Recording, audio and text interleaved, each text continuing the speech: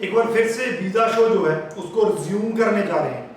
इस शो का एक ही मकसद है कि उस वीक के यानी कि इस वीक के जो है आपको जो भी अपडेट्स आई हैं डिफरेंट कंट्रीज से, डिफरेंट कैटेगरी से, उन सारी की सारी अपडेट को शॉर्ट में आपको ब्रीफ किया जा सके। तो इस वीडियो में जो इस वीक की जो भी अपडेट्स थी या न्यूज़ थी जो इंपॉर्टेंट थी, जो आप तक पहुंचनी चाहिए थी, वो सारी डिस्कस करेंगे। प्रॉपर 6 अपडेट्स हैं। मेरे ख्याल से अगर आपने कोई भी मिस की है तो इस वीडियो को देखने के बाद आपको पूरी जानकारी उसकी हो जाएगी, तो वीडियो को एंड तक देखिए। तो सबसे पहले सबसे बड़ी न्यूज़ पीटी एसवीएस के अंडर होने जा रहा है। हालांकि आपने ऑलरेडी ये न्यूज़ या अपडेट सुन रखा होगा, एक बार फिर से रिपीट कर देता हूँ कि पीटी जो है वो गवर्नमेंट ने, आईआरसीसी ने ये अप्रूव कर दिया है कि ये एसवीएस कैटेगरी के अंडर जो कंसीडर होगा। लेकिन ये जो अपडेट है वो 10 अगस्त को लागू होगी। 10 अगस्त के बाद पीटी की जो फाइल्स हैं वो एसवीएस के अंडर लग सकेंगी।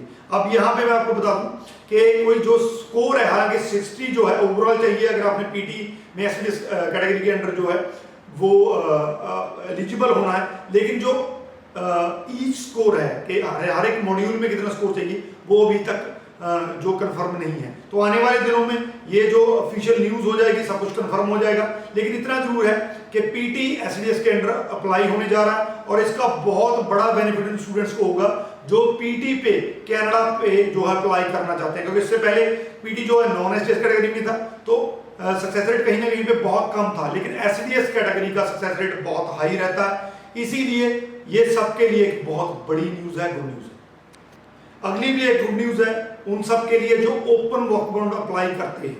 तो ओपन वर्क परमिट पहले सिर्फ उनको ही फैसिलिटी थी अगर आपका स्पाउस वहां पे टेम्परेरी रेजिडेंट था। टेम्परेरी का मतलब जहां तो वो स्टडी कर रहा था, जहां वो वहां पे वर्क कर रहा था, सिर्फ उन्हीं के स्पाउस जो है वो ओपन वर्क परमिट अप्लाई कर सकते थे। लेकिन एक नई जो है वो पॉलिसी लाई गई है जिसके अंडर अगर आपका स्पाउस कनाडा में पीआर है तो अगर आप अपनी पीआर की एप्लीकेशन डालते हैं उसके साथ अपनी ओपन वर्क परमिट की एप्लीकेशन भी डाल सकते हैं।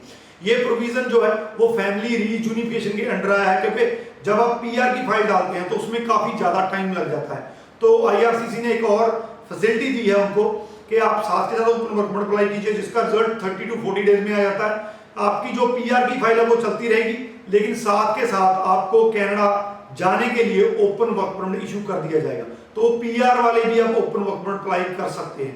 दूसरा जो है वो एक्सटेंशन को लेकर है। अगर आप ऑलरेडी वहां पे ओपन वर्क परमिट पे हैं तो आपको 18 मंथ का जो है वो एक्सटेंशन पीरियड और दिया जाएगा। ये बहुत बड़ी और गुड न्यूज़ है कि आपको अगर ओपन वर्क परमिट एक्सपायर होने वाला है, क्योंकि वहां पे लेबर की बहुत ज्यादा शॉर्टेज है, इस चीज के चलते आपको 18 मंथ की एक्सटेंशन मिल रही है। तो अपने आप में एक बढ़िया न्यूज़ है, गुड न्यूज़ है सबके लिए कि ओपन वर्क परमिट जो है वो पीआर कैटेगरी के लिए भी ओपन कर दिया गया है और साथ के साथ ओपन वर्क परमिट वाले आप एक्सटेंशन अप्लाई कर सकते हैं। नेक्स्ट जो है वो क्यूबिक को लेकर है। क्यूबिक की गवर्नमेंट ने एक बहुत बड़ी स्टेटमेंट दी है कि 2026 तक जो भी क्यूबिक में रह रहे हैं वहां के resident, we will make it sure कि सबको फ्रेंच आती हो।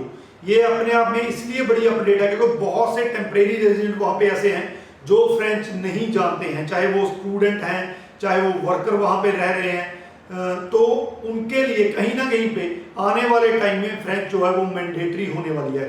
तो क्यूबिक में अगर पीआर होना है, परमानेंट होना है, तो बहुत बड़ी ये न्यूज़ है कि आपको फ्रेंच आनी चाहिए। फ्रेंच का जो लेवल है वो A1 A2 या B1 B2 जो भी वो रिक्वायरमेंट मांगेंगे तो वो रिक्वायरमेंट आपको पूरी करनी पड़ेगी। तो क्यूबिक गवर्नमेंट ने कहा है कि आने वाले दिनों में जितने भी रेजिडेंट जो है क्यूबिक में रहते हैं तो उनके लिए फ्रेंच जो है वो सीखना या फ्रेंच बोलना मैंडेटरी है। अगली न्यूज ऑस्ट्रेलिया की तरफ से है। ऑस्ट्रेलिया ने जो अपने लेवल इमिग्रेशन लेवल प्लान है 23-24 के लिए वो जो है अनाउंस कर दिए हैं। इसमें बेसिकली 2 स्ट्रीम्स होती हैं हमेशा से, स्किल स्ट्रीम होती है और फैमिली स्ट्रीम होती है।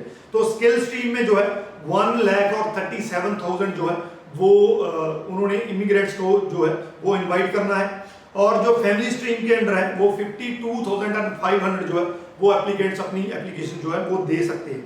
तो ये ओवरऑल जो है वो 1,90,000 का उन्होंने जो है ओवरऑल टारगेट रखा है 23-24 का। यहाँ पे मैं बता दूं कि स्किल स्ट्रीम जो है उसमें भी आगे डिफरेंट कैटेगरीज आ जाती हैं, लेकिन इतना जरूर है कि जो ऑस्ट्रेलिया की जो इमिग्रेशन पॉलिसी है वो हमेशा से ये रही है कि वहां पे जो भी ऑक्यूपेशन या जो भी स्ट्रीम जो है वो हाईली डिमांड में होता है, जैसे कि हेल्थ केयर हो गया, इंजीनियरिंग हो गया, जहाँ बहुत हाईली प्रोफेशनल हो गए जो है स्टेम वाले, तो वो हाईली वहाँ पे डिमांड में रहते हैं, तो उनके लिए इस कैटेगरी के अंडर अप्लाई करके पीआर लेना बहुत इजी हो जाएगा।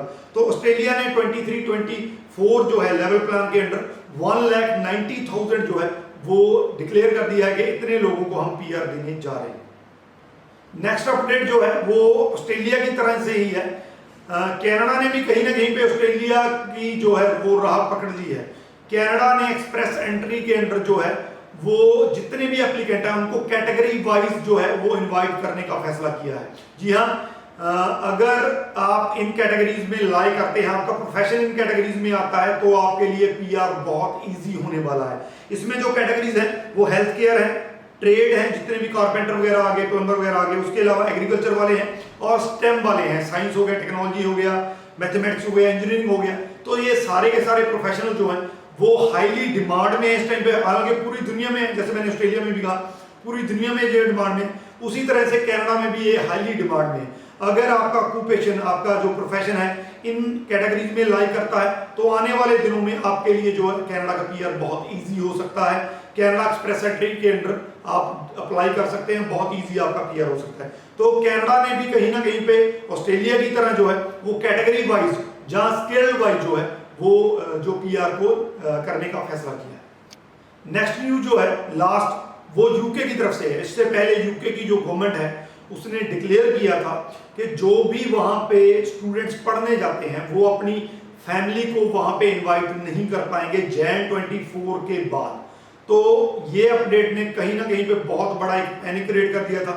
लेकिन इस टाइम पे उनके जो होम मिनिस्टर हैं वो तारिक अहमद, वो इस टाइम पे इंडिया के दौरे पे हैं, ट्रिप पे हैं, तो उन्होंने उल्टा स्टेटमेंट दिया। उन्होंने कहा है कि जो वहां पे बयान दिया गया था, स्टेटमेंट दिया गया था, वो सिर्फ जो है जो रिसर्च स्टूडेंट हैं या पीएचडी वाले हैं उन पे लागू होती है, जो दूसरे स्टूडेंट अंडर ग्रेजुएट हैं उन पे लागू नहीं होती है। कहीं ना कहीं पे दोनों स्टेटमेंट कंट्राडिक्टरी करती हैं। तो आने वाले दिनों में देखना पड़ेगा कि कौन सी स्टेटमेंट जो है वो सही होती है, क्योंकि दोनों तरफ से प्रेशर है। एक तरफ से प्रेशर माइग्रेशन जो है प्लान, जब माइग्रेशन जो है लेवल उसको कट करने का है, उसी की वजह से गवर्नमेंट को ये डिसीजन लेना पड़ा कि हम जो है डिपेंडेंट को नहीं आने देंगे अंदर।